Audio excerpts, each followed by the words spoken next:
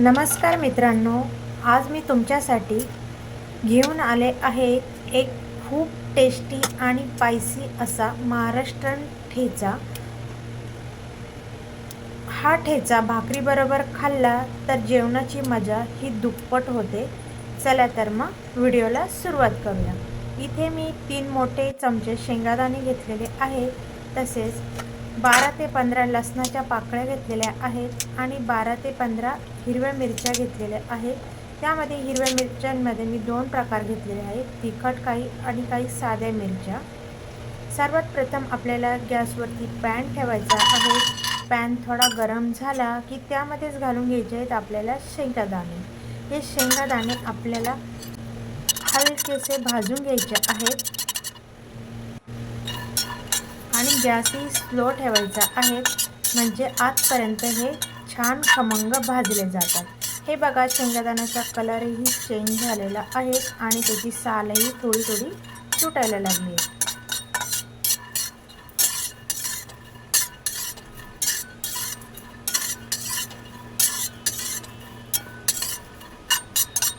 हे बघा, एकदम परफेक्ट असे आता आपले शेंगदाणे भाजून झालेले आहेत।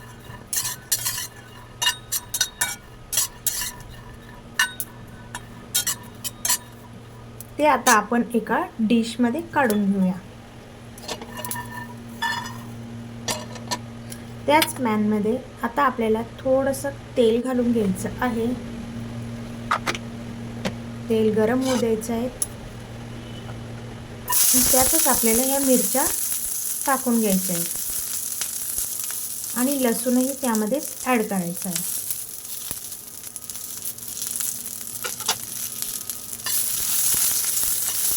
या दोघांनाही छानसं असं आपल्याला भाजून घ्यायचं आहे।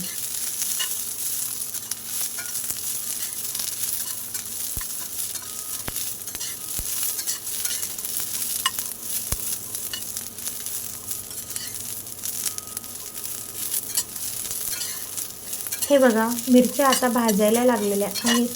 थोडंसं तेल घातल्याने त्याची साल ही लवकर भाजते। लसूणही छान असा कलर सोडायला लागलेला आहे।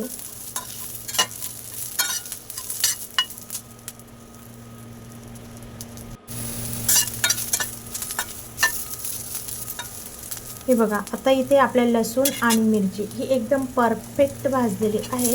ती आता आपण एका डिशमध्ये काढून घेऊया आणि त्याला थंड व्हायला थोडं ठेवून देऊया।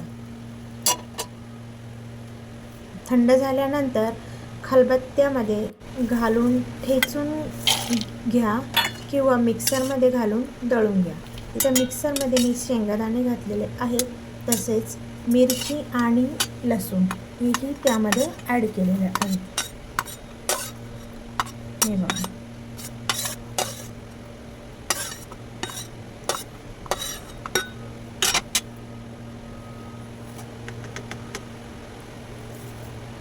त्यामध्येच ॲड करायचे आहेत आपल्याला चवीनुसार मीठ आणि त्याला मिक्सरमध्ये असं फिरून घ्यायचं आहे किंवा खलबत्त्यामध्ये जाडसर असं कुटून घेतलं तरी चालेल।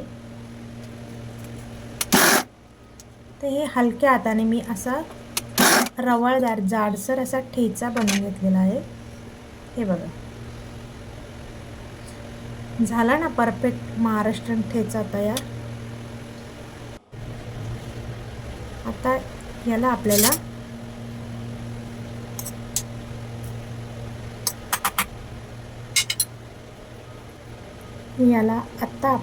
तेलामध्ये परतून घ्यायचं आहे। आपण जे पहिलं तेल घेतलेलं होतं त्यातच उरलेलं तेल घ्यायचं आहे। हे बघा, आणि पॅनमध्ये तेल घालून घेतलेलं आहे। पॅन थोडा गरम झाला की त्यातच आपल्याला हे मिश्रण सोडायचं आहे आणि छानपैकी असं फ्राय करून घ्यायचं, परतून घ्यायचं आहे।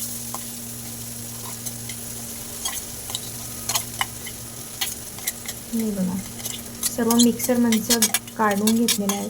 तसेच तुम्ही खलबत्त्यामध्ये कुटून घेतलं तरी चालेल, फक्त असं रवा जाडसर थोडं कुटून घ्यायचं।